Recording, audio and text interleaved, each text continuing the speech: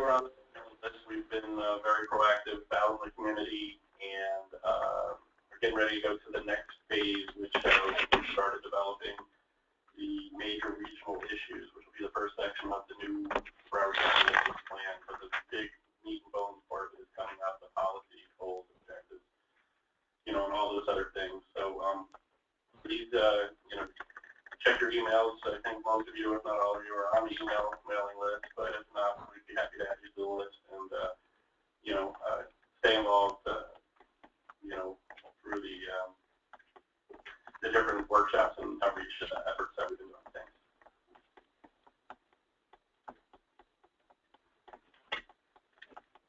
Thanks. Nope, and I think we're going to be ready to go. Oh, well, maybe.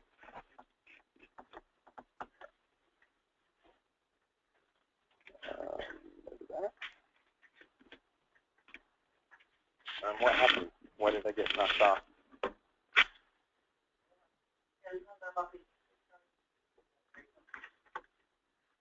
Sorry, sir.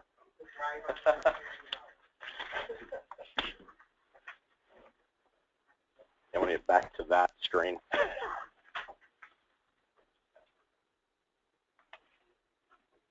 Oh, I think I know what it is. Okay. Thank you. Sorry, sir.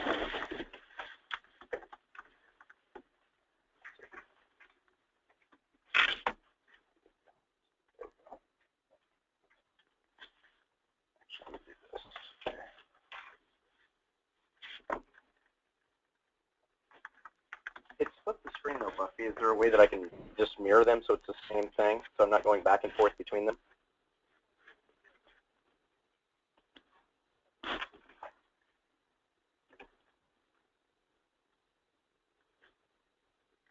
That's what I'm concerned with, is I'm shooting all over the place on this one, but on this one it looks good.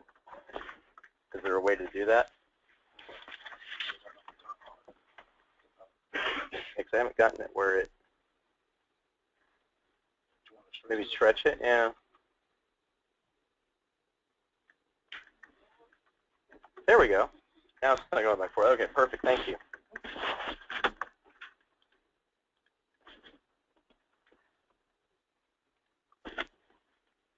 Mike, you now have, the official thumbs up. Good afternoon. Welcome, everybody. This is our official kickoff training session for the Complete Streets and Other Localized Initiatives program.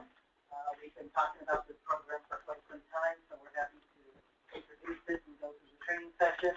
I do want to make a couple of notes before we start. First thing, that this is being recorded. So everybody, please note, speak into the mic so we can be sure you have your questions recorded, and we will provide the answers today. Also, this recording, the reason why we are recording it, is going to go up on our website. So if you want to see the training over again and how to do an application, that will be available. So it'll be on our website. I hope everybody else has a chance to look at our website, because we do have a lot of information already on there regarding this program. I'm going to go ahead and open that web page so that way everybody can see it. So here it is. It's where we have the tab. The tab is still below, but this is at the top now, because this is the program that we're looking at to fund local projects. If you all recall, the 2040 Commitment 2040 LRTP, this was where the program was kind of introduced. How to fund small local projects. Normally, a TIP has regional projects. This is how we can fund our local projects, and there's different categories that could be included as part of the local project. As part of this, we refer on our website, long-range transportation plan, but we specifically refer to page 31 of the long-range transportation plan, which talks about the Complete Streets and Other Localized Initiative program itself. And it's just a one-page summary, and it talks about the funding, the types of candidate projects. So the types of projects we're looking at are bicycle, pedestrian, and transit facilities, education and traffic calming, mobility hubs, greenways, ITS upgrades, signalization. There's a whole bunch of projects that could be included as part of this program. We'll be going over some of the details today on how to fill out an application. One of the things, though, I do want to note on this, there have been policies which we didn't bring before this board. We also brought it before our NPO board. We got guidance from them. They did adopt the policies and procedures for this. Looking at markers there, they are included as part of our website here. They're also part of the application. So if you open up the application and want to be refreshed on what those are, please, I'm going to say this to everybody, please be familiar with the policies and procedures and the criteria. So read those over. They're in a couple of places. Also, as Todd goes through the application, I think the most important thing is please follow the directions carefully. So read through it all first. Please follow them to the letter. We tried to make this application as easy as possible. I think we did have success in that. We did get some good feedback, and they like the new process. There's going to be some helpful tips that we give today. I suggest that we try to use those because it does make the submitting an application that much easier. With that, I'm going to ask Todd to go into how to submit an application and create an account, submit an application, and all the details to it, and then we'll address questions as we go along. Exactly, and that's just, please, anyone stop me if you've got a question. That's why we want to make this interactive. We want to take you through the process from beginning to end, and that's why we're going to create an account and actually do an application, because this is exactly what you would do if you have an application to submit. Now, you were provided a package because when we did the dry run, we had a difficult time seeing it on the screen. So I wanted to make sure that you had a copy of not only the, obviously the hyperlinks that we're giving for you, but also of the account form and the application form. Because for the most part through the demonstration, I'm going to be referring back to them. So if you can't see it on the screen, I will identify which number I'm on, so that way you can quickly identify it on the account form or the application form. So as Mike said, we're going to really focus on three things. I'm going to open the instructions because that's what begins everything. Then we're going to create an account, and we're going to submit an application. Now, one of the disclaimers I will give is on creating an account. I've actually already set up an account, but I am going to take you through the process. But we found in a couple cases it took anywhere between 2 to 5 minutes to be able to get an email back from Mr. Mike saying, here's your unique identifier. So in this case, I'm going to go ahead and open the instructions. So this is the first page that you'll see, which is difficult to see, hence why it's in your packet. And the instructions will tell you, great. So the first thing that you need to look at is to review those policies that Mike had referred to make sure that your project is eligible. And again, this has gone to the board. I think this was several months ago now at this point. So if you click this button, you can review all the policies there. It'll bring them up. If you hit close, it'll go right back to the instructions page for you. The second one then is if you're interested to review the evaluation criteria. So how are these things evaluated? And it's based off an objective evaluation off of data sets, county data sets that we've used. And you can look at the criteria to see how that was done. So you open that up and it'll give you a PDF of this is how it's being evaluated. So you want to take a look at that, familiarize yourself with it. But before you begin anything, you need to set up an account. Because what the account will give you is a unique identification number that will be used to track your applications. So per the board policy, it's up to 5 applications. Well, that's how we're going to track it, is based off the unique identifier that you're given. Now, there could be an issue. I know Mike is going to deal with this a little later. If you've got several people from the agency creating accounts, we're going to ask for all your agency information that you'll see, so we'll be able to combine them to see if somebody's gone over or not. So it's something that you want to in-house, make sure that you're aware of who is setting up an account and how many applications and who's submitting, because we are going, because it's a relational database, we can track it back to see how many per agency was done. So that's where we're going to start, is we're going to start with creating an account. Now, as Mike said, though, make sure you review the instructions first from beginning to end, because you'll notice one of the things, and this is something we learned as we were gamma testing it, beta testing it, we put this in red and bold to make sure that you have all your project documents and descriptions together before you even open the application form. So that way you can be prepared. And I'll show you a little trick that we came up with that we thought worked very well to make the process fairly simple. The last one that we did yesterday, we were able to do it in about 10 minutes. Now, the prep work took more like an hour for us to get done, but because we had prepped and we were ready to go, it didn't take us nearly as long as we thought. So you want to read through those completely, but in this case, we're going to go ahead and create an account. So that's the first place that I'm going to start. So I'm going to go ahead and I'm just going to put my information in here. So first you start with the Authorized Representative, which is going to be me. Oh, it's nice that it saved it for me. Wonderful. I have no idea what it called me. I'm sure you all call me several things, so I'll just call me Vice President in this particular case. Good, it's in there. And then it'll ask you questions about your agency. So right away we've got, okay, who do we need to contact if there's questions? What's your title? And it's important to note here, if it's red and says required, it means you need to put something in there. Even if it's not applicable, that's okay. Just please put something in there. It means that the database is saying, hey, we're asking you to fill this out. And you'll see this in the application form as well. So agency name, I'm just going to go ahead and put that in. Since it's already in, this is nice.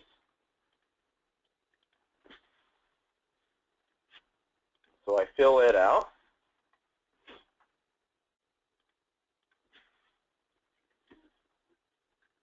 Now, I will say, in a different way, 8409. I will remind you again and again, please check to make sure that your email address is correct. I always seem to forget the Y in analytics, so the first couple of times that we did this, I kept thinking it wasn't working, and I started working with our programmer saying what's going on, and it was simply because I didn't know my own email address. And I have a little dyslexia, so it happens. So I always say double check your email address, because that's the email address that you're going to get the unique identifying number. So once you hit submit, it will take a moment to process it. So it's actually pinging the server, making sure that it's filling in all the information, and you'll get a confirmation page that looks like this.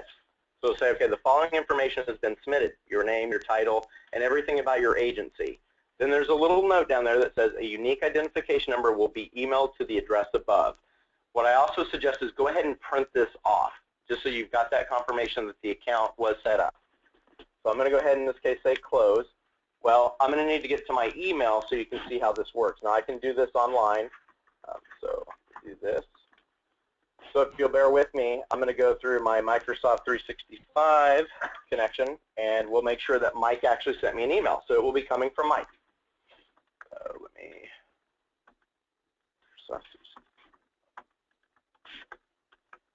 I'm going to come into my login. Again, I'm doing this all on the web. It's already got me set up. Just make my password. Excuse me. And I'm going to go to my Outlook.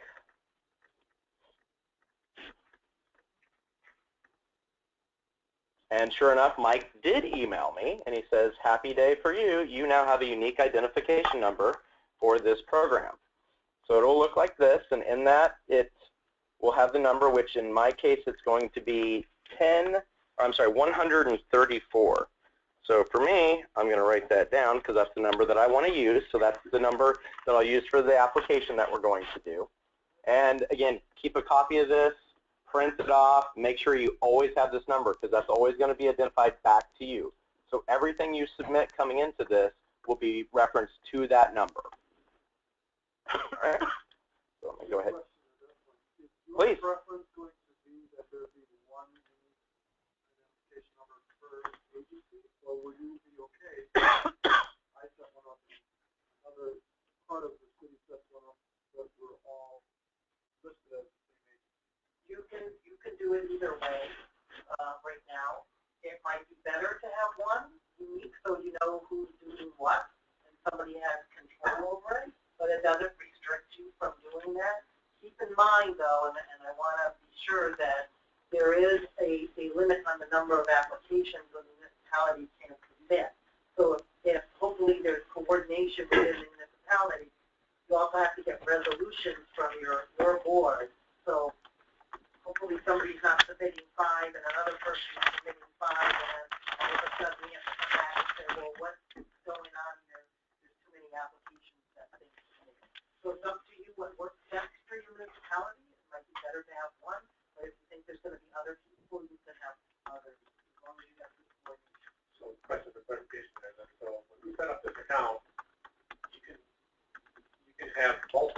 per agency. You can have multiple projects per account. There's no limits on that other than the rule say 5 per jurisdiction. But you can actually submit as many applications.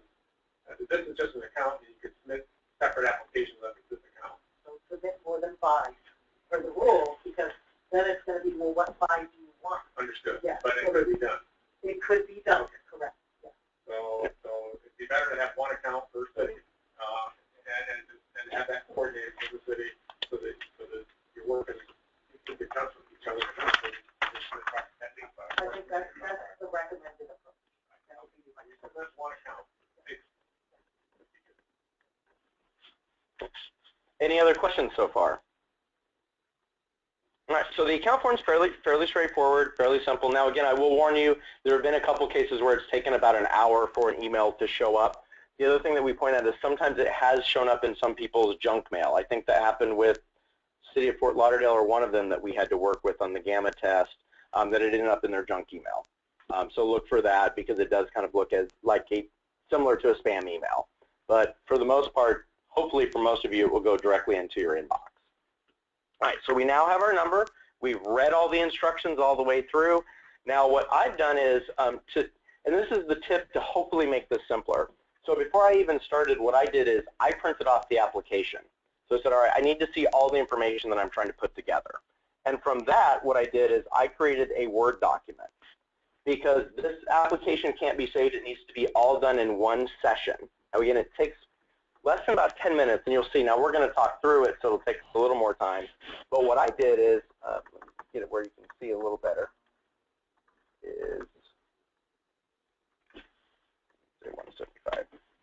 is I set up a Word document for myself. And the example that we're going to give you is one that was from the TAP 2015 grant recipient, City of Hollywood, the Colbert Elementary Safe Routes to Schools Sidewalk Project Phase 2. So we took a real-life project and used it for this example. And I just want to add to this. This is really the great tip that you really we're highly recommending you follow, is set up this Word document, because there have been some times when we've gotten called already that says, oh, I didn't get a confirmation that my project was submitted. Well, sometimes if you don't put in the required information, it won't give you a response back. So then you can go through and check it. That way, if for some reason you don't and a mistake was made, you all have it in the document. So if you need to go back and resubmit, you've got all your stuff organized already. Also, it says have it all gathered. So you might want to create a folder where you have all your PDF files that you want to upload for the application all ready to go. So then you can just click and upload, and it goes very quickly if you're well organized. When I saw this first, when I first did it, wasn't that organized, so it took me a little longer to find what I wanted to do. But then when I saw this method, I said, wow, this is much better. Is if you're organized first and have this in a Word document, it also lets you do the spell check too. If you have it in a Word document, so that when you do cut and paste this or copy and paste this into the document, you know that it's spelled correctly, because in the document itself it doesn't correct the spelling, or the application doesn't correct the spelling. Then also, if for some reason you are still having problems, we suggest that you call Priscilla, and then we can take a look at why the application was not being submitted, but we need to know what you're putting in your application. So that's why it's also good to have this in a Word document. You can send it over to us. You can say, here's what we're submitting, here's the verbiage, and here's the documents that we're trying to upload. Then we can do an analysis, say, oh, here's what's happened. One we found was just the way something was typed in caused the problem. I think we corrected that. Yes. But it could be, while we did a beta test and a gamma test, by the time the gamma test came, it seemed like it was successful, but we don't know. There still could be something out there. So this, I'm highly recommending you follow this method, because it'll be the easiest in the long run. Now, I'll point out, Do you probably doesn't matter, but it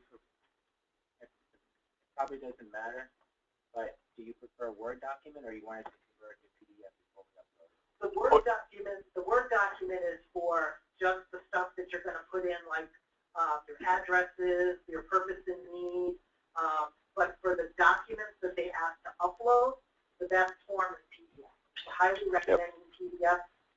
does accept some other forms, but it's best to just put everything in PDF. That'll make it easier. Yep.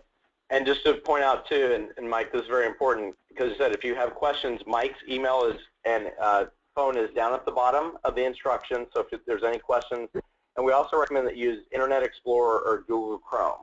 Now we did just test it because obviously with Windows 10, the new Edge just came out. That's what Microsoft's trying to push everybody towards, of course. We did test it with it, and it did work successfully. So far, everything seems to be compatible with most browsers that people use. We tried it on Safari, but we found the best results was Internet Explorer or Google Chrome.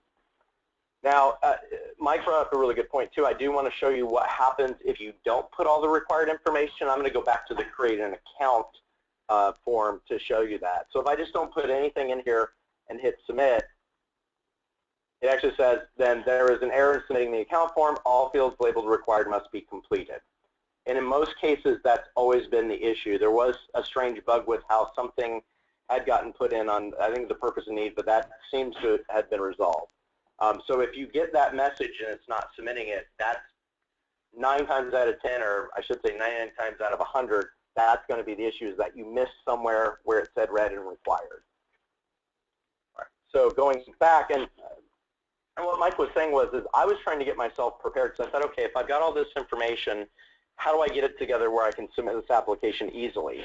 So I'm going to go ahead and show you the folder that I created for it, and I basically put all my confirmation information in there, my confirmation email, so I had the number, but I have all my uploaded files that I have, and I called them upload-04, 05, 09. They correspond with the application itself. So let me open up the application so you can. Yeah, please. Before you leave it, just if you look, there's required information. So if you look and you want to know what's required, it gives you a list. You've got required information, map the project location.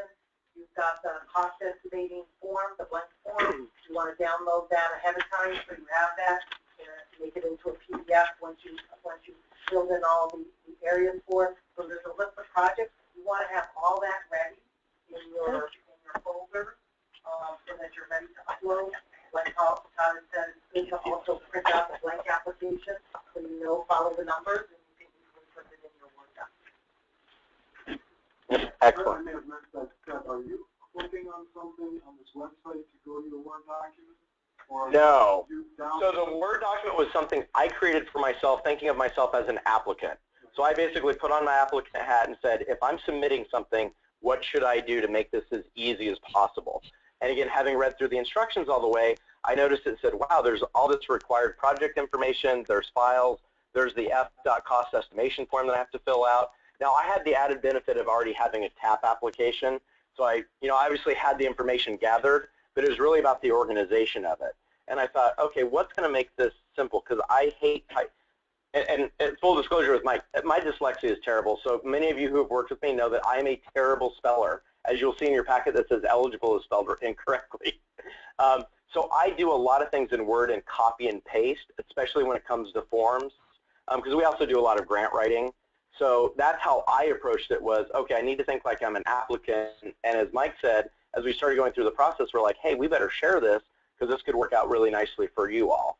So this is my personal process. If the Word document could be cleared out of the content, just put on here as like a checklist that we downloaded, we could all follow that same process. I think if you go through, we can look at we can look at a format to do that. We can have that as something that's a blank form where you fill in the information according to the application. Yeah, I don't see why not. Like I said, I mean, I just did this for me, but yeah, as you go through it, then just so you know, that's how I kind of approached it.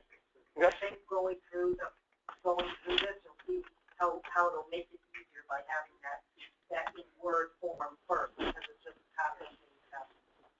Yep. And so you're aware, like I said, I started by printing off the application form first. Now, each item is numbered. So 1 through, I think it's, what is it, 24. So you have 24 different project descriptions and documents that you're going to need to complete the application. So what I did is I just said in Word, and I reminded myself, oh yeah, I've got to have all this together because I need to do it in one session. I then labeled everything out exactly as it was in the application, and then I filled out that information there. So then I can just cut and paste. And yeah, I don't see any reason why you couldn't have a form. So going up to the top, I remembered, okay, I've got a unique identification number. We said it was 134. So I put that in there. And now the project name. Now, in Windows 7, you can do this. In Windows 8, Windows 10. To make it also easier is I split my screen. So I say, okay, I want the application on this side, and I want my information on this side. So I say, all right, I'm going to make this just a little smaller, not too much, but a tick, just so I can easily cut and paste. So I'll take my Word document and say, okay, this is my, first thing it asks is my project name. So I just hit Control-C. I come over to project name, and I say, here it is. Now it's asking me for the facility name. In this case, there were several different places that they were putting sidewalks, but I chose Dewey Street, Polson, etc. You can say that it's a program because you're going to upload a map. So you basically want the biggest identifier that you can. So I said, all right, these two are major ones as part of this program. Click and paste that. Then number 3, project limits. So the rational endpoints for the transportation improvement. In this case, both of these streets improvements, the sidewalks, are starting on 26th Avenue and ending on 24th. So I just, again, copy and paste it right in there. And I go B to B, A to A, B to B, and such. Now I've got my first upload that I need to do. So it says upload a map of the project location. Now, just like the Word document within my folder, I have all of these uploads that I've also numbered. So I know, okay, upload number 4, location map, that's where that goes. So I come back here and say, okay, I want to choose the file. And in this case, go to desktop, training, data. And I said, okay, upload number 4. Upload, yeah, 04 location map PDF. I hit open. And it now has chosen that file that it's going to upload. It gives you the name of the file going across. So it'll say upload number 4. And in the Word document, I actually just said that. Now, I italicized it so I knew it wasn't a copy and paste. But I knew, okay, I've got to upload this file. So now on number 5, it's saying, okay, upload a typical cross-section. Now, this isn't required, but as part of this application, we had it. So I saw no reason to not include it. So upload number 5, cross-section. I hit open. Same thing happens. You'll see in this case that it'll show the file name as to what's going to get uploaded. And then it's going to ask me several questions that I've already answered for myself. So we've got several drop-downs here. And then the first one, question 6 is, I'm going to make this a little larger because I know the answer so you can see this. Does the applicant have ownership of the associated right-of-way where the project is proposed? So I'm going to say yes, indeed. If no, does the agency that owns the associated right-of-way support the project? In this case, just because we want to make sure that everybody's thinking about this, it's not applicable. I already answered yes. But we're requiring it because if somebody says no, we want to make sure that they give some explanation related to it. So if it's not applicable, it's not applicable. Does the application have ownership or property rights sufficient to construct the project? In this case, yes. So if no doesn't apply, I say it's not applicable. Is the applicant prepared to fund the operation and maintenance associated with the project? In this case, it's yes. So I answered accordingly, and it's not applicable. In some cases, you may say no, and then it just asks you, is somebody there to actually fit the bill for O&M? You would then say yes. So each one of these are required. We just want to make sure that the applicant understands that having ownership, the ability to do the project, and to pay for it once it's built and to maintain it is an important aspect. Mike? And yeah, I just want to make a note in this section. You know, this is where this section and then the section below, which is eligibility criteria verification, it's like a check, but you have to do the supporting documentation. Remember, part of the requirements are, first is we have to have resolutions that are supporting the project. So if you say that you're the owner of the right-of-way, there should be a resolution from your, well, there has to be a resolution from the city submitting it that they own the right-of-way and they're supporting it. When it comes to operating and maintenance, the program does not fund operating and maintenance of any of these facilities. So if that's why that question is asked. If nobody's prepared to fund and you have to answer no to both, the application is ineligible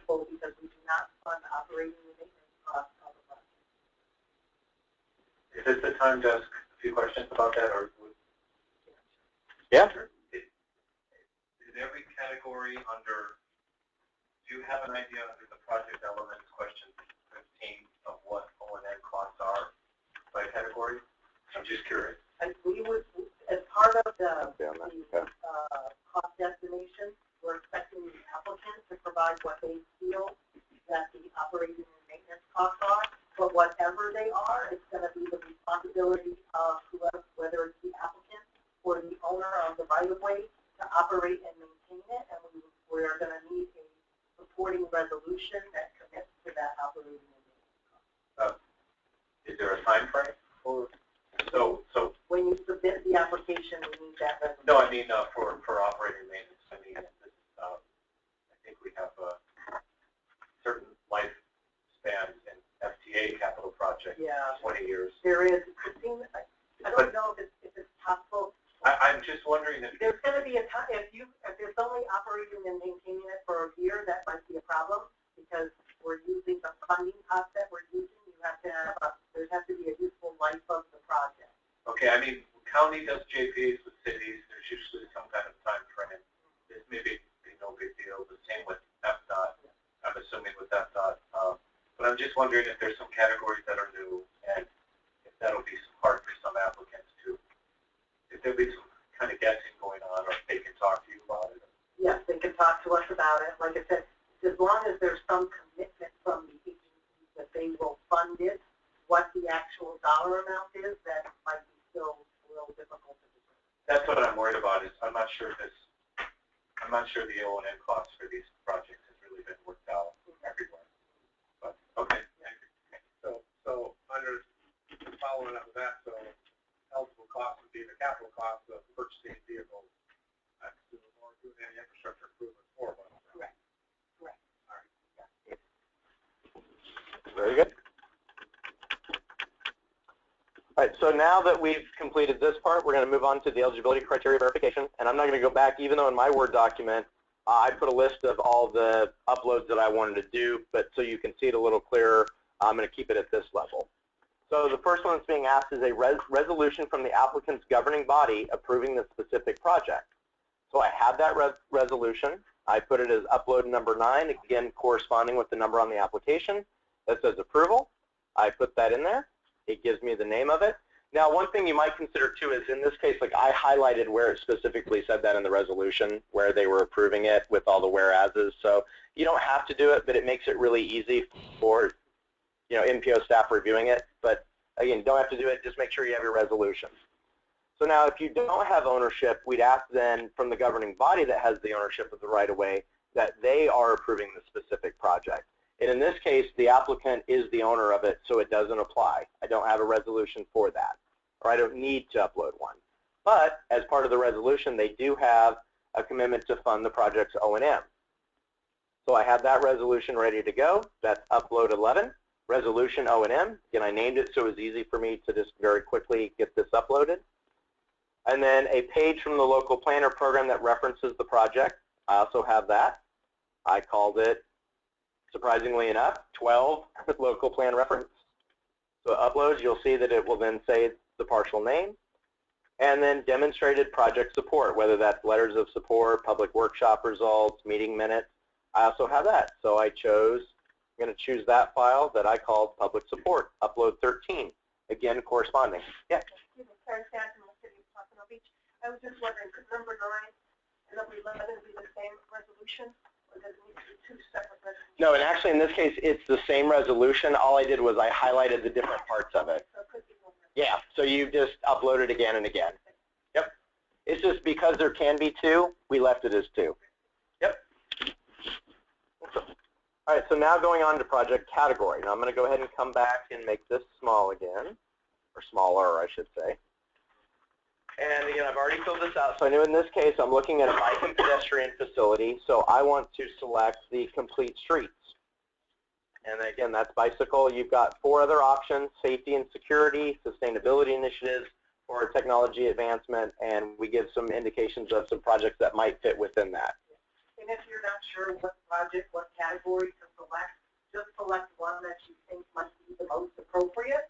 It's not going to have an impact on how your project is ranked. It's just to give, it's more like a check to see, oh, okay, yeah, Complete Streets makes sense based on what they selected before. Yes, it makes sense that the Complete Streets. It's almost like a double check for us as staff to make sure that all the elements are checked off that make sense for this category. And if not, it doesn't make a difference. It will not affect the ranking of it. It just gives us as staff more information to look for when we're looking at the project. And in this case, project elements, number 15, selected looking at the application, it's the safe routes to schools and sidewalks. So I'm going to come down here and say safe routes to schools and sidewalks. And then a project description. Now in this case, I'm going to go ahead and enlarge this for a moment. We give an example. Now again, this isn't to be cut and paste because obviously you'll have a different description, but at least give you a notion of what MPO staff will be looking for. So in this particular case, it's Cordova Road. This was a roadway project. We pulled this right out of a TIP project, I believe. No, this was, I believe, a TAP application. I think that's right, yes. It was a TAP application. They had a good purpose and need statement, so we used that as an example. And they actually had separate. They had a project description and a purpose and need that was quite nice. So what we did here is just give you an example, so some things to kind of look at. But I'm going to close that, and I already have a project description, so 16 to 16. So I said, all right, I've already written this up in Word because, again, I'm a terrible speller. And I'm just going to copy and paste it right in, and it all goes in there. And now on the purpose and need. So there are three things that we're looking at for the purpose and need. The project solves the problem of, the project is the best solution because, and the project fulfills Commitment 2040 goals and objectives by. And we give another example so you can see it. In this case, we were looking at, of course I spelled Broward County wrong. It's fantastic. We were looking at the Central Broward, east-west, so what you just heard from today. So the problem it's solving is that there's recent rapid growth in the western section of Broward County and the traffic congestion on east-west facilities. It's the best solution because it fulfills the desires of the residents, supports economic growth and development, so on. And then we told a little bit about how it affected the goals or related to the goals and objectives of Commitment 2040. It's improving transit, the ability of residents to get to places faster, all about moving people, supporting economic growth and development, which creates jobs, and gets people out of their car, which leads to reduced congestion and vehicle emissions, which strengthen communities. So we hit on the three things that Commitment 2040 is looking to improve. So I wrote up something very similar for this particular project. Actually, the project sponsor had a really nice one, the City of Hollywood. So I'm just going to take that information, start with 17. I'm just going to Control-C. I copy, paste it in there. Do the same thing for if it's the best solution. And kept it nice and simple, straightforward, to the point. And then the goals. And it was really helpful to have all of this already done in Word because, as you can see, it's just cut and paste, cut and paste, and upload. And then I can actually get my spelling correct. All right, so I just want to also add for the project description and the purpose and need. Those, while they're not evaluation criteria, they are used to help with the implementation of the project. So while it is very important to get a good project description, it allows us to match with the selections above. So if you said it was a complete street, you could say, oh yeah, based on the project description, it does sound like a complete street. And based on the elements that you selected, yeah, this all fits together, and it gives the MPO staff as well as FDOT, because they will be implementing the project, a good idea of what's expected from this project to start working with the municipality. So it's very important to have a good project description and purpose and need, but don't get so anxious about it because it's not used as to say, well, this is a good project or a bad project. Although if you put in nothing, that might make it difficult for us to determine that, but it's not used as an evaluation. But it's required, so you'd have to put not applicable if you wanted to put nothing in there to get your submittal. But correct. Like I said, then it's going to cause, yes, would not advise that. But you do have to fill those fields. All right, and then we asked for providing any supporting data or technical analysis referenced in the purpose and need. In this case, the applicant had a wonderful technical memorandum that they had used to develop the project. So I've, of course, saved it as an upload for 20, technical support. Let us hit that.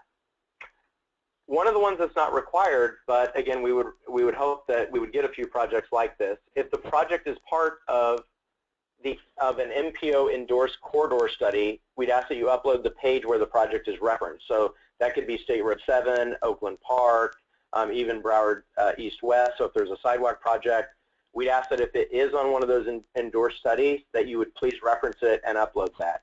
In this case, it wasn't, so we don't have anything to upload. And the reason why we're asking that is because everybody's familiar, I'm sure everybody's familiar with the policies by now.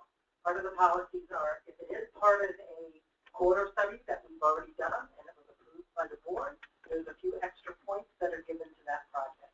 So while it's not required, if you know it is part of one of our studies that have been approved already, please submit that information, a page from the document that shows that project, that you could get a few extra points.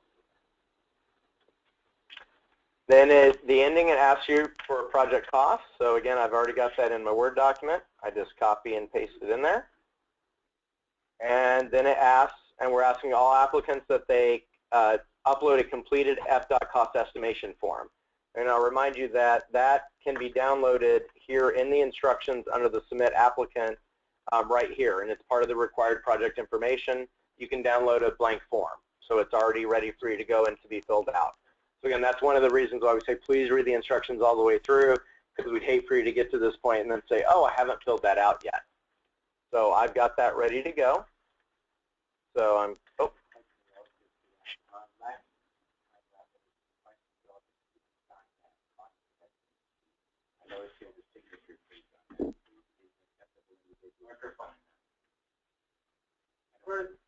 For that's two things are happening with the cost estimate form.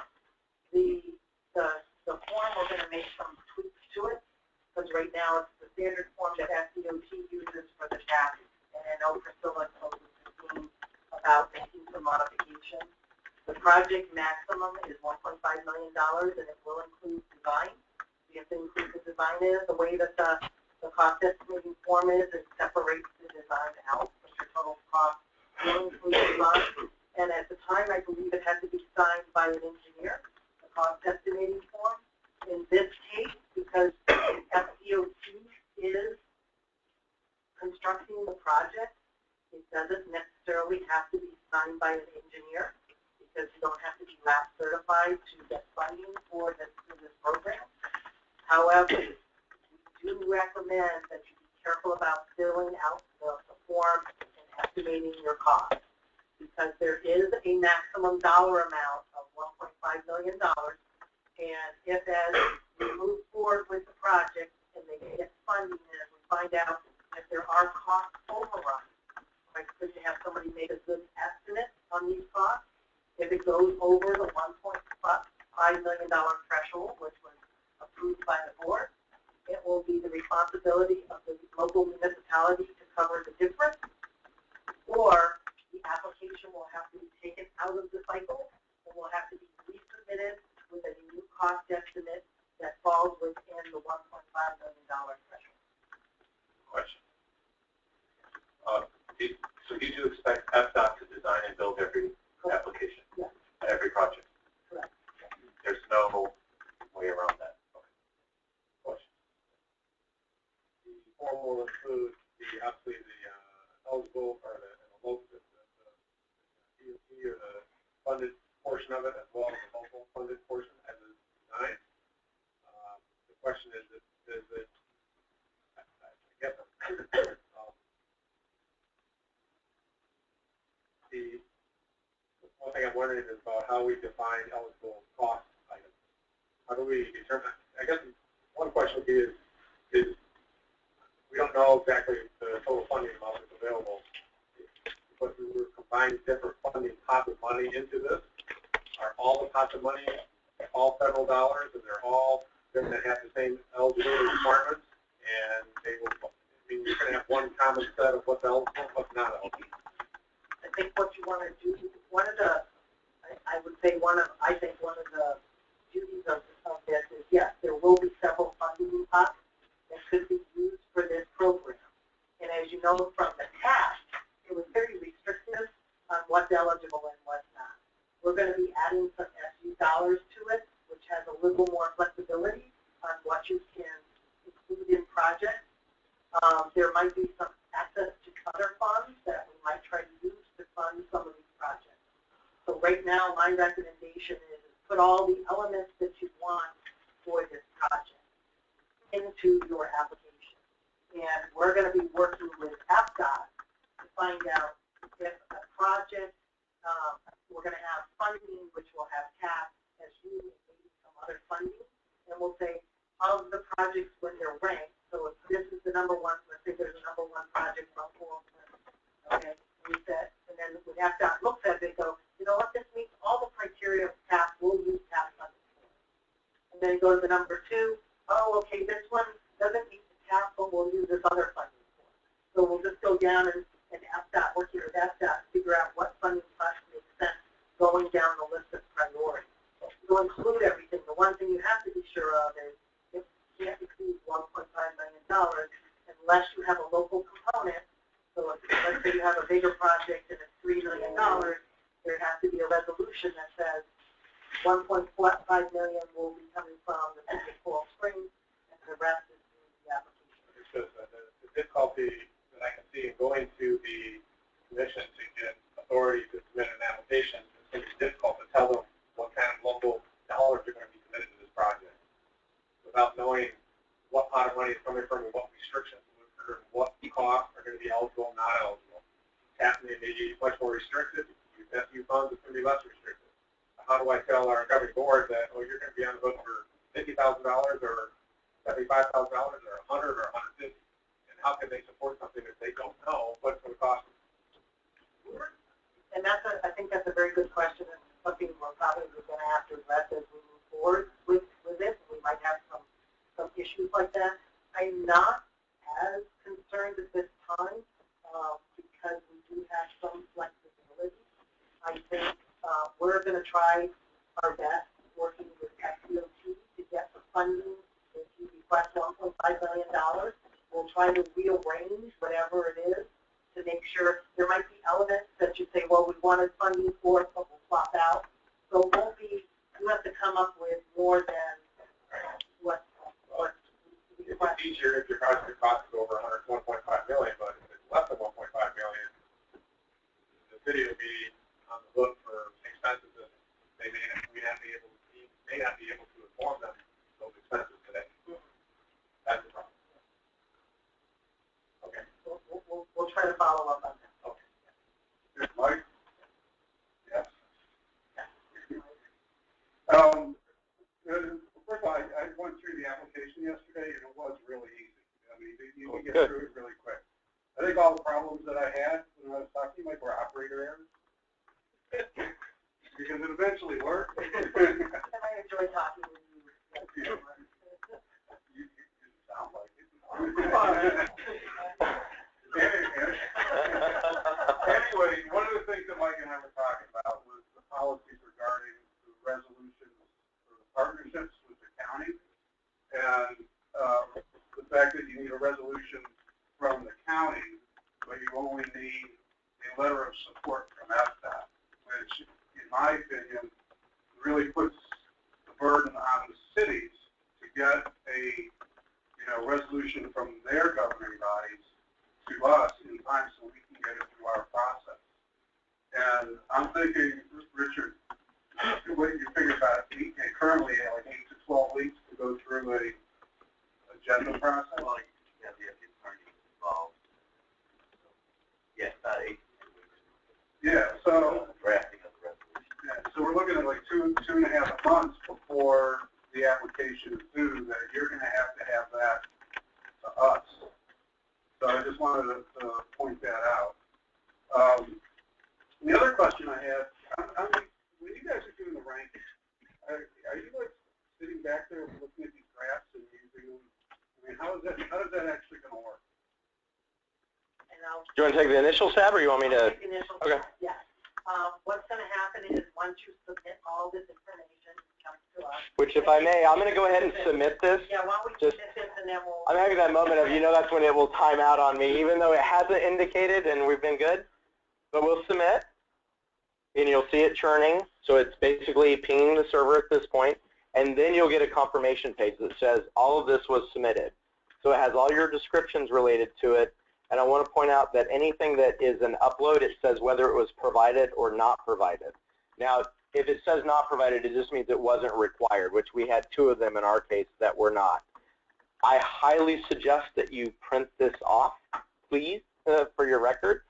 But at the same time, an email will be coming regarding the completeness of the application after the closing date, because the first process will actually be verifying all the information. So make sure that you didn't accidentally upload a picture of a kitty hanging from a tree, but that you have a resolution. Look, it happens. I mean, we laugh, but I've uploaded to the wrong file before. But at least this gives you that confirmation that you did provide everything. And I think that's a good interlude, because that's the first thing that MPO staff will do is, okay, is the application complete? Then going into the evaluation. So we'll take a look at it. We get all the applications in. We're going to take a look at it, make sure we have the resolutions, the support that we require to make sure it's eligible. And if that's all determined, then it's going to be the information that you've uploaded will help us digitize the GIS portion of it. So once that's all digitized, part of it, then it's an automated process, correct? And Todd, then I'm going to have you take over from that side. All right, from that standpoint, then what MPO staff does is after they verify the information, and again, this is why we ask that you please provide that project location map, is because then Peter and other staff will be involved in creating a shape file related to that project and provide the unique identification number to it, everything related to that. That then gets put on a GIS platform with our statistical software, bringing in all of the databases that we have, activity centers, crashes, I'm trying to think all the data sets that we use, TAZ, employment, population, crashes, both vehicle and transit. We've also got connectivity, and that then gets applied to a process that says, okay, within the shape file, within a quarter mile, how many activity centers are there, how many schools, and then it gets scored accordingly. The important part is that you're actually getting scored against your competitors. So it's going to be based off of what is the values then. So if it's between 5 and 10 schools, that then goes into the ranking process itself. So it's looking at an apples to apples comparison of how does your project stand up against all the other projects over a myriad of different evaluation processes. So what we've done is, again, it's all objective. So it's not somebody actually looking back and saying, okay, it's all GIS based. So that's why we wanted to make sure that we were using common databases, so that way it was an apple-to-apple comparison. But then I'm sorry if I may, then an Excel spreadsheet comes out and gives you the ranking related to it, as well as a GIS shapefile, so then staff can look and make sure did it capture everything that needed to be captured. And you've got everything laid out for it. And that's just the information is on that one spreadsheet where it talks about each of the categories that we let's see where it is. Here it is. So basically it's the 4 categories: connectivity, mobility, safety, and economic development, and under each one of those 2 categories for each with the buffer. So if you want, you can do it yourself, kind of but it's only a ballpark, because you'll kind of know, oh, I know that there's 3 activity centers in this. However, because it's related to all the other applicants, you won't be oh, well, this is going to be number 1, or this is going to be very highly ranked, because it depends on what the other applications that come in, how they fall into the big picture. However, it will give you a general idea if you want to digitize it yourself and do the buffer, like it's spelled out here. It can give you some idea of what should be. And we talked with Peter. I believe all the databases are going to be uploaded onto that the Complete Streets website that is put together. He's working on it. We'll have these data sources, which are listed at the bottom. We're going to have that on our website, so you know that's the databases that we'll be using. So if you want to digitize it, compare it to those databases, it gives you a general idea. It'd actually be a good way to test your own projects too. Correct. Like, let's say you got 10 really good projects, you could go in here and say, okay, which one do I think would score the best because they're nearest to schools or whatever the case, or crashes. And So the weighting, just so you know, that's part of the policies that were approved by the board. So if you do want to know those offhand, I think I've got them correct. I'll go back to that chart, sorry. Oh, sorry. Since you have them. Yeah, I think I got them off the top of my head. Okay. Safety is 30%. Economic development is 24%. Connectivity and mobility are 23%. But that's in the policy. And translated, the board's really looking for those safety projects, so they give them a little bit of an edge. Sorry, Richard. Yeah, I just have a question. Would FDOT be doing a final evaluation of the feasibility, constructability, design standards? Because sometimes projects go forward and they're, you know, the ranking, but they're maybe not constructible or there's problems inherent. That's exactly why we're doing this program, Mike.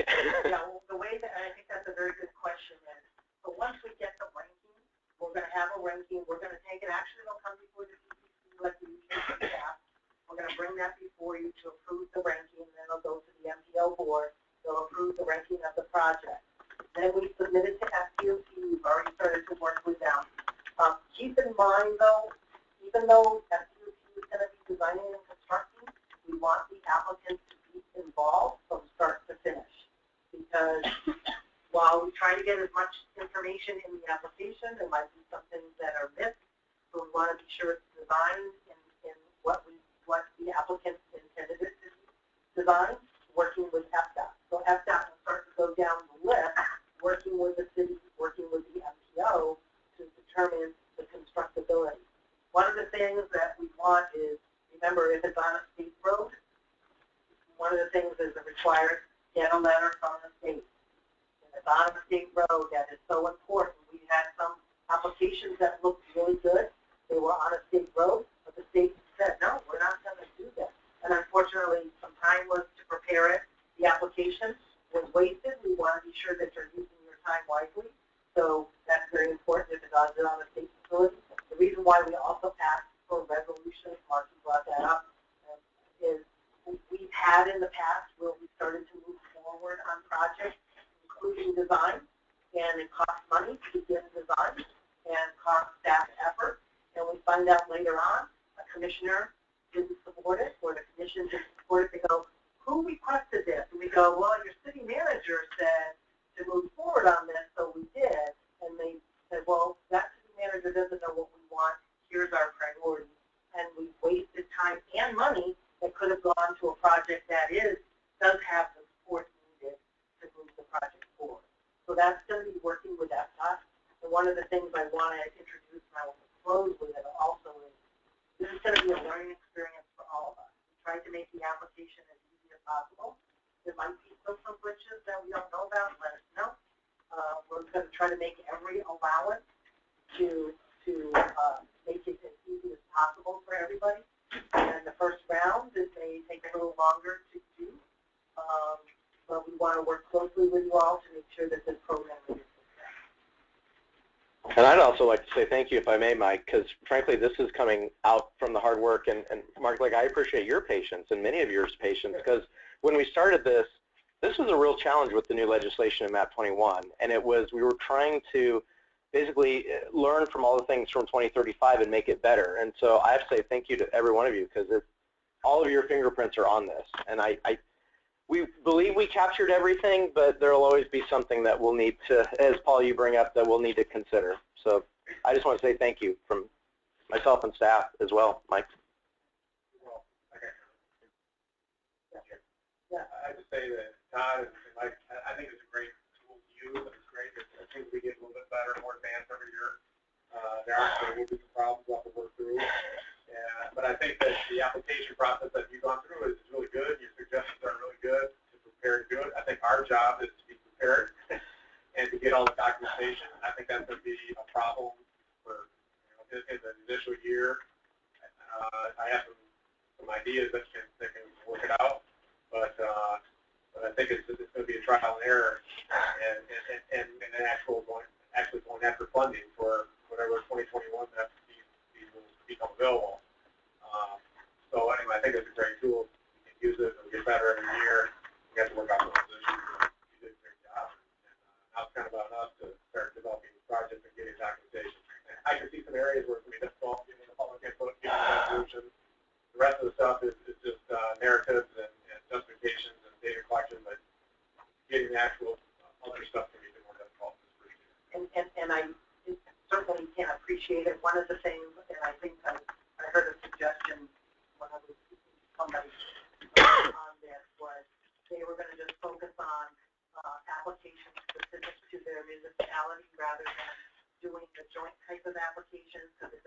require either getting a resolution from whether it's the county or another city if they're trying to partner together. Those are going to be a little more difficult.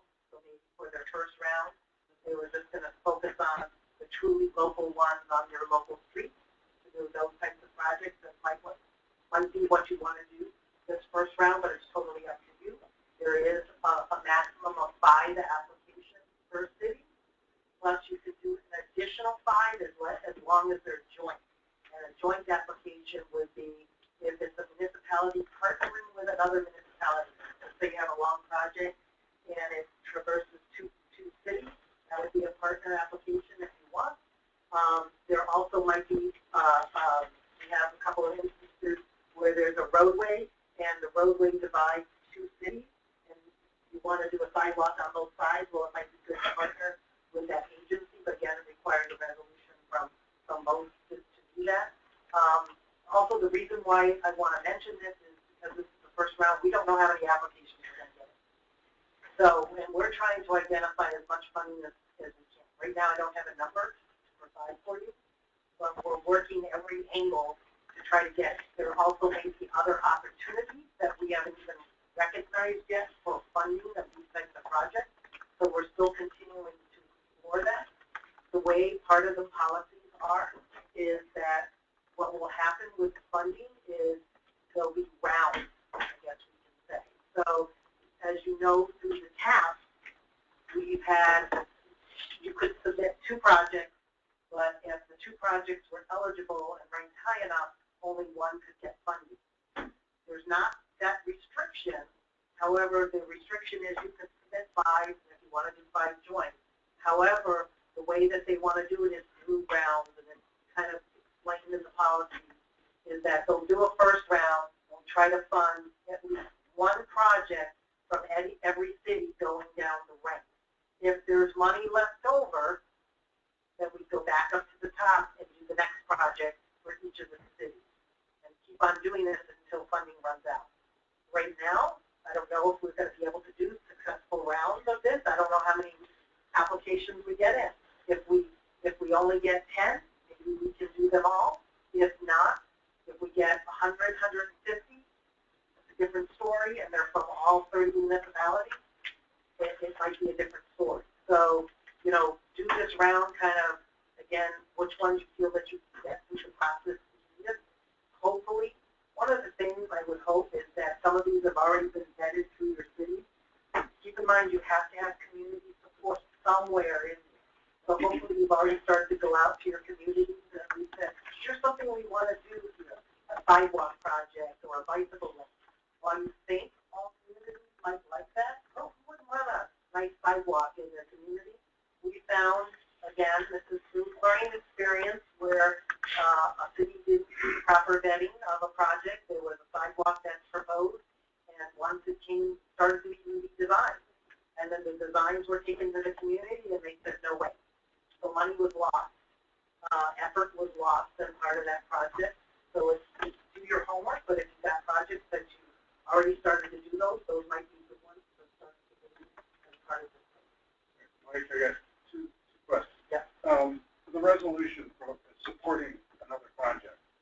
Basically, what we would need in that is the city, the project name, the limits of the project, and that we agree to the OM and ONM cost. If there is an O&M cost, yes. If yours, yeah. And the other question is, when are you planning on rolling this out? I was waiting for someone to say. Yeah. We, barring any unforeseen circumstances, we will send out an email. I'm assuming most of the people in the room got the emails from Priscilla about saving the day and coming to the training session. If not, let me know. We can be sure to get you on that list. We anticipate tomorrow we will send out the official announcement, so that'll launch the program. Right now, it was still under a, I guess you could say a testing phase, allows everybody here to look at the application and test it out. You need to clear that, the information that was submitted, kind of clear it out, although your number will still work, correct? Yes, your number will still work. So if you've already... But anything that was submitted, we're going to clear that kind of out of the system, and then it's going to start from fresh. So by tomorrow, I believe you should be getting a notice. If not, it'll be Monday. So that's going to be the launch of the program, and you're going to have until January 15th. So it's about 12 weeks to submit applications. That's right. One of the things I'm going to recommend, though, is please don't wait for the last minute. Because if there is a problem with uploading your stuff and then everybody's trying to do it on the 15th, it could be a problem to try to address all your issues. So if you've got the stuff ready, submit what you can. And even if you have 2 projects ready and maybe your 3rd project is not quite yet, and it's ready in December, submit it in December. You put that on, and then when your next one is ready, if it's ready by the due date, put that one in on the 15th.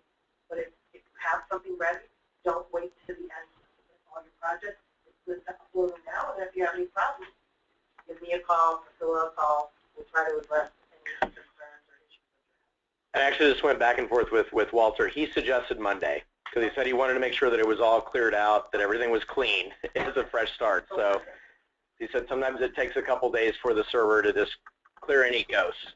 So So if any city wants to argue with us, we need their information by Tuesday. Yeah. Good. You were listening. Thank you.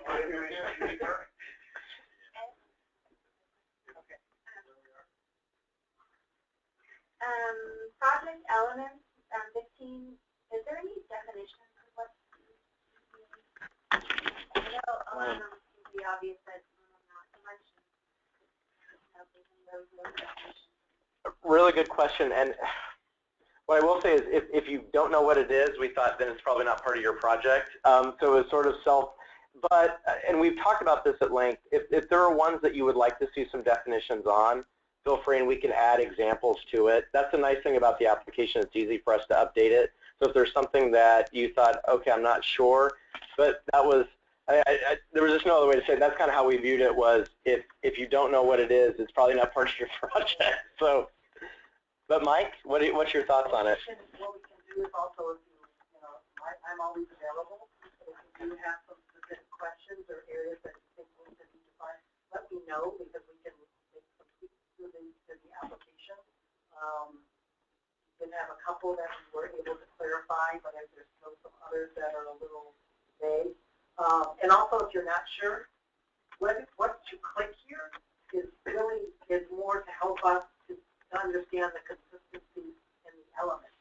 So again, if you put, for some reason, by accident, even put in greenways, we might just be calling you and say, well, we saw you checked off greenways here, but we didn't see any mention of greenways in your project description. We didn't see it on your maps or your documents.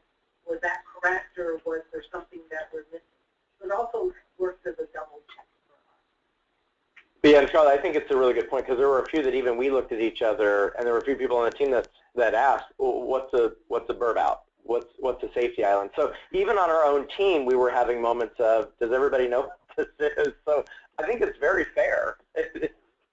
Like I said, Mike, and maybe that is the best way is to have them call you directly. Maybe there should be a sort of definition. We could do like a glossary. I don't see any reason not to. Because like I said, the example things work so far. So maybe we could do like a glossary of terms. Would it be possible to put a tab, like we do, like a tab view examples or something? Or a glossary, you know how like we do the purpose and meaning the example? We could do that. We could do, how about like view glossary of terms? And then we could do it that way. Because, yeah, we really struggled with that one. So we love that you asked the question. We were just initially going, we didn't have a good one. But do you think that would work for you then? Like you basically it'd be like this, view example, but it would be glossary of terms, and then each one would have a little definition related to it. All of them, and then with maybe a definition. And or even if you had a source, or if you had a source of a definition that would be, had a document that had a Okay. Look, love the ideas. And I think that's why Mike had said there's going to be tweaks we're going to have to make. It's just going to be part of it. Any other questions? I have a question from Cameron. You might have mentioned this earlier. If you did, I apologize. Have you settled on a percent of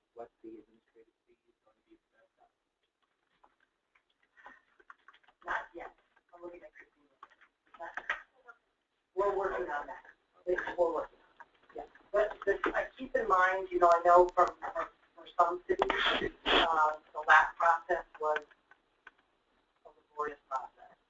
It took quite some time, and there were a lot of groups to go through for not a lot of money.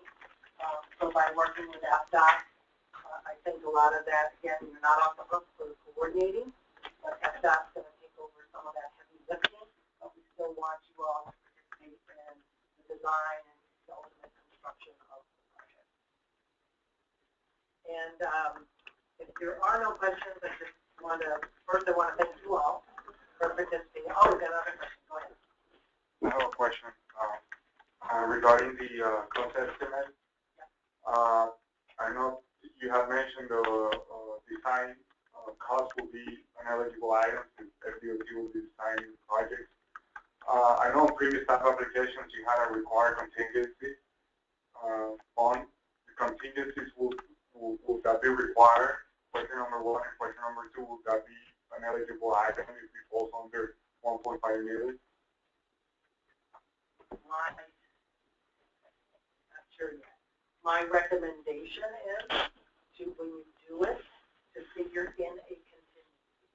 The reason why I'm saying that is if you don't figure in a contingency, and for some reason you say, well, we're estimating our cost and it's $1.5 million, and you haven't built in any contingency, and it comes back and FDOT does some design or there's some elements that were a little more difficult to do, and all of a sudden the cost has gone up over the $1.5 million, we're going to be coming back to the municipality saying, hey, this project now is, $1.8 million. We need to come up with another $300,000. And if they can't, then it has to go back into the cycle. So it's better to have that contingency because it does give you a little buffer when the cost increase for some reason. By the time it's ready to implement, you've got that buffer and that's not. Correct, I understand, but that amount needs to be included in the shown later. I would probably include it. We'll let you know otherwise if it changes. Right now, I think it's advisable. Okay. And one last question. So all the submittals are going to be electronic, no hard copies will need to be. Correct. Okay. Yeah, our suggestion, like Todd had mentioned, to really, when you get confirmation, print them out. If you do go the method of the Word document to cut and paste, if you have your own Word, keep that for your own file. You don't have to submit it to us. Also, all your PDFs, keep yourself. But if we do find, let's say you submitted something or you had an error, you can then send that to us and we can try to debug what happened while your application was submitted. So to keep it, but it's all going to be electronic. Okay.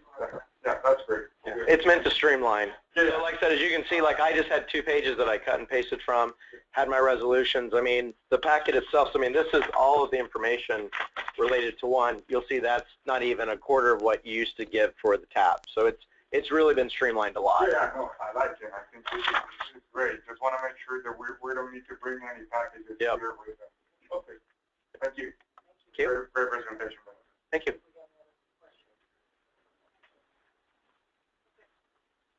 Okay, 2 quick questions. I wanted to clarify what Marcus said. Do we need a resolution from the county for O&M for signals and striping on projects?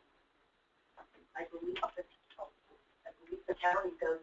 Yeah. You would need it for because the county maintains the system. Right. So you would need it for that. And it's due on Tuesday. Just so you got a 12-week deadline, you have your resolutions from your commission. We're not going to move until your commission approves. So you'll let us know how that's going to work? Sure. None of us can do our projects if we don't have the signals. You know what I mean? Correct. If they're currently maintained by the county, is that already grandfathered in? Is there going to be anything? Right? No, you're going to have to be sure if it's an additional signal. A couple of things. Well, not additional, but if they're existing and we're asking for the project to move forward plus the signal that they continue to be operated and maintained. So there's an existing signal? Yeah. Would that just be, like, what would that case fall under? So it's an existing signal? Right, if we just, let's say we just do restriping and wide sidewalks, doesn't really affect the signal, like infrastructure-wise? If there's a signal that's already already by, the county. Okay, and no agreement is necessary. That's an existing feature that they're already maintaining. Right, but If then- it's something new, if you're asking for a new signal, that's a different story. Or new striping. Or new striping is what. Right. That's new O&M. Right. The O&M is I think we clarified that, right? Yeah. They're all going to need that. No, I think everything in the project element under 15, it would be interesting to know where it is, what O&M might be. That might be hard in some cases. What's the greenways O&M? I mean, and getting that new O&M commitment possibly from certain agencies. It might be a struggle, like I said, this first subject. I don't want to be over optimistic in the amount of funding that's available. So like I'm saying, this first round, it's a test for everybody. However you want to submit your applications, again, what I'm saying is we're probably not going to have $80 million available the first round. So again, I would be selective on what, while you have 12 weeks, I'd be selective. It's stuff that you have more of a control over. This is, we anticipate this is going to be an annual process. Well, So that the following year, if there's other projects you want to submit, then it gives you more time to do those. But if you have some that you think are immediate, that you all are going to be responsible for the O&M and you can get your resolutions done, I would say go for those. Thinking as an applicant, Mike, would I translate that as to, it would suggest doing an application on what you own? Because it could get complicated. So if you don't own it, you may consider it for the next round. Is that kind of what I heard? Okay. Yeah, and keep in mind that this was something that was approved by our board, so they're well aware of some of the issues that might be experienced, but it's based on also some of the issues that we have had in the past, because there weren't those commitments to do those types of projects. well, I think what Christina is bringing up is even if it's a city road and they're putting bike lanes on it or any kind of pavement marking, traffic engineering does the operation and maintenance. So even if they own the road, you're saying they still got to come through the county for a partnership. I just heard that we didn't have to. That's what Mike just said. At this point, Well, learning experience. Well, it just We'll follow up on actually, this goes back to our conversation yesterday about the need for a resolution from the county versus a letter of support for the project from the county. Because it doesn't make sense for, well, first of all, these projects are not all going to get, support because we can only get so much time. But if every city wanted to do a bike lane, or put down some new crosswalks, then that all has to go through traffic engineering. And a letter of support would certainly streamline the process as opposed to, getting a resolution for items that the commission never looks at, has never looked at before. What we can do, all I can say on this for right now, is we still work on the resolution, the appropriate resolution. Again, this would have to go back through the board to get the policy changed. So I can't just change it and say, no, it's not a policy. It's not that easy, but we can explore that. But for right now, we have to follow the policies that were set. Can I ask one more question? Yeah. City has a really exciting safety initiative program that's going to be adopted by our commission on Tuesday. So is there any way that this grant could fund a safety initiative? It's not all infrastructure? And then to check the boxes, the only one that's it looks like non-infrastructure is the basic control. So I would be able to check any boxes. That's fine. The number of boxes you check is not going to impact whether Yep. or not impact. All right. And then asking for a typical section, that probably won't be appropriate. If you don't have, I don't think that's a required. It's not required. A typical section is not. So we won't get dinged for that. Nope. Excellent. That's what I wanted to know. Yep, thank you.